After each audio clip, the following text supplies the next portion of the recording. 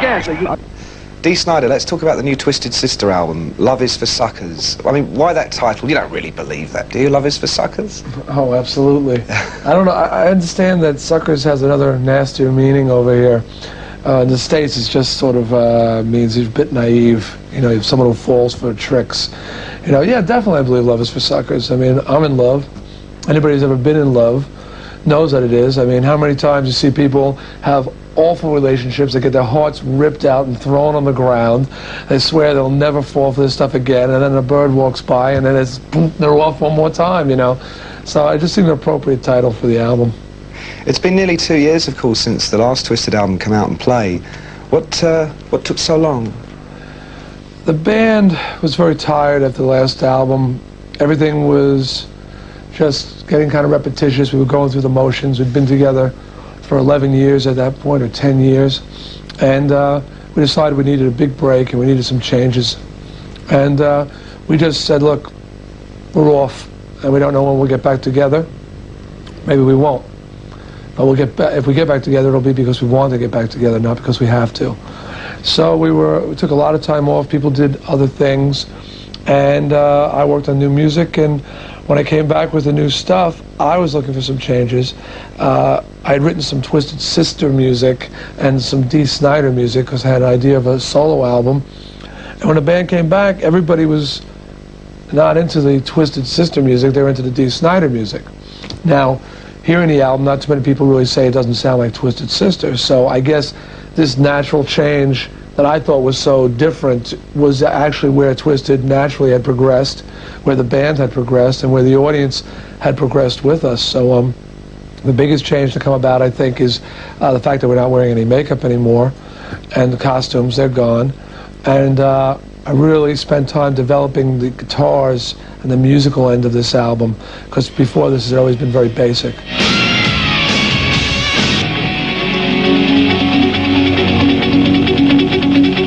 I had no idea actually that you'd got rid of the makeup and stuff. Yeah. What made you decide to do that? See that. For lack of a school desk. What happened in a lot of places in the world, we've become very popular. After You Can't Stop Rock and Roll in England, the rest of the world kind of woke up, and with Stay Hungry, we started getting platinums and golds all over the world. And the makeup that was supposed to be outrageous and crazy and insane and monstrous and frightening, with acceptance became, people became complacent about it, and with complacency came normality.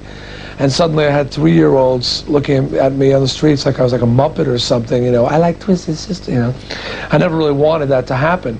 And it sort of defeated the purpose of the makeup in the first place. We used it to get recognition. Now we had recognition, so why are you wearing it? Besides that, the combination of the pop metal songs, the basic chord structures of our songs, the makeup and our sense of humor, some people started to think, well, maybe this isn't for real, maybe this is a goof, you know, it's a joke. And we're not a joke. I haven't, 12-year joke. 12-year joke is like ridiculous, you know. This is something we really believe in, so we aren't about to disappear, and we're not a joke, and we felt that the makeup was better suited for younger, angrier bands, not ones that are sitting in big houses with 7 cars and 2 boats and all sorts of money in the bank. So now we just want to get down and show people we can play, and we're a band. We're a live band, we're a recording band, we're a performing band. We're not dependent on the makeup and the costume.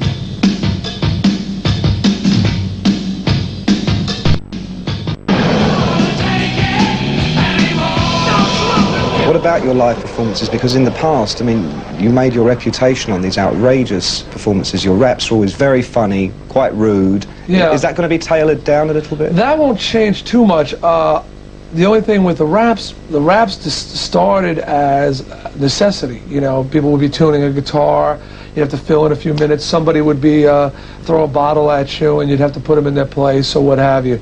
But eventually people came to expect me to talk on stage, and so it became part of the show. I mean, we'd write the set list and it would be song, rap, song, rap, you know, I mean, there'd be places. And I don't want to have the show depend on the use of a rap to get the audience going.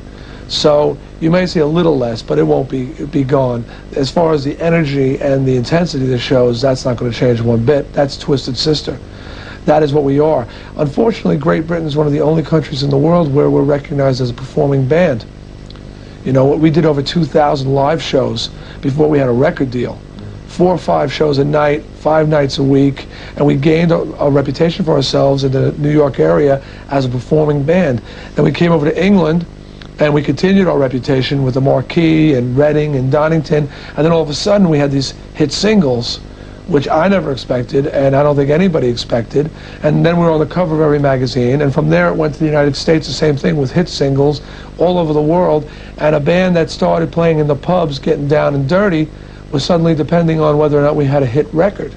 I don't like being at the mercy of a hit record. You know, we're a band that performs, and if a record's good and the show is good, that's what I want to sell the records on. Now, of course, the new album is just about to come out, so presumably you will be going back out on the road. Yeah, we start in the middle of September in the States. And how long is that tour going to last? Well, what we're going to do is we're going to hit the major cities 4 or 5 weeks in the States. Then we're going to come over to Europe and hit major cities in Europe, again, to get the whole album kicked in, to a few weeks in Europe.